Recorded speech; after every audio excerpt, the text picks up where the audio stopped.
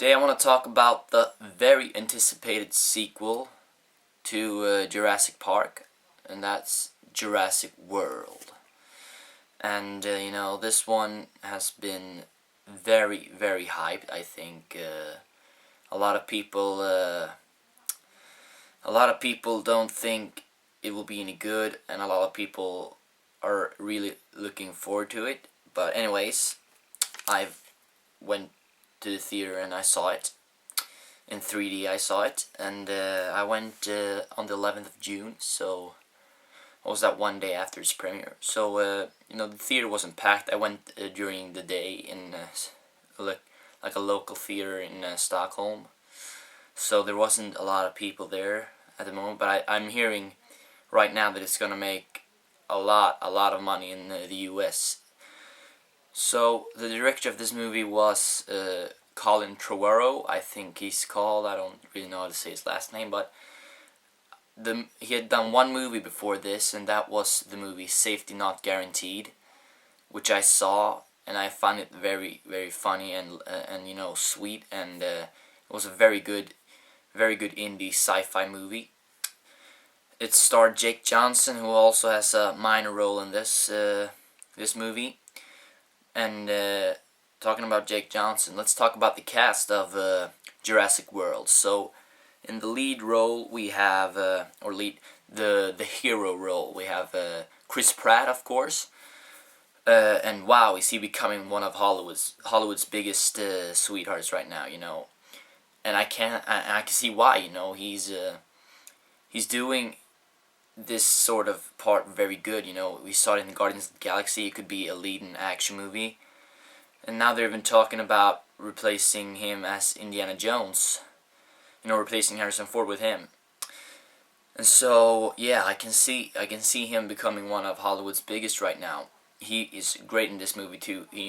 He's funny. We know that from Parks and Rec, and he has the action chops, and he's very good in this movie as well. And then the female lead is played by Bryce Dallas Howard, the daughter of the director Ron Howard. And I haven't liked her that much. I've seen her. She was in some Shyamalan movies, and I mispronounced his name on purpose because I don't like his movies that much. Although I do own a Blu-ray copy of The Happening. Whoa. And so I haven't seen. I've seen her in The Village. I think she was in The Village as the blind girl. I hadn't seen her in that much, honestly, but in this movie, I think she had the sass. She just had it. She was there. She had presence, and her character arc was quite thin. And I'm gonna say this about all the characters. They're very stereotypical. We have the hero who's delivering one-liners, and we have the uptight office lady who later sees that she has to let go a little bit. Then we have the kids, played by Nick Robinson and Ty Simpkins. One of them is the nerdy science guy who's a little bit sweet, and the other one is like a little bit of a stuck-up douchebag who only likes girls, and doesn't think about anything else. And in the end, that turns around, of course. And so this movie had a great cast. Let's talk about Vincent D'Onofrio and Irfan Khan. Those two had great scenes as well.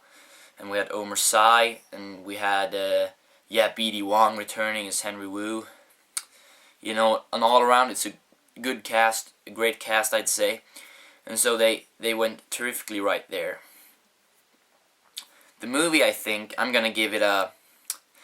the inner nerd and the inner, nostalgic in me wants to give it a 6 out of 5, but I have to think critically here. And it is a thoroughly entertaining movie, but it has all the tropes, So I'm gonna give it a 3.5 out of 5. And that's, I think that's being generous. And I've seen IMDb, it lands around 7.8, I think. And that doesn't affect my opinion that much, but I see that a lot of people might be going in my perspective as to where to put this movie, and I think it's gonna land somewhere around 7.5 in the end. You know, those IMDb scales usually go down a bit after the opening weekend. And also, yeah, as I said, the basis for my opinion is that, you know, it had the whole part that really lowers it for me from, you know, like a 4 or like a 4.5. It's like the whole part where Chris Pratt is training the Velociraptors, you know, and in the end where the Velociraptor and the T-Rex teams up against Indominus Rex.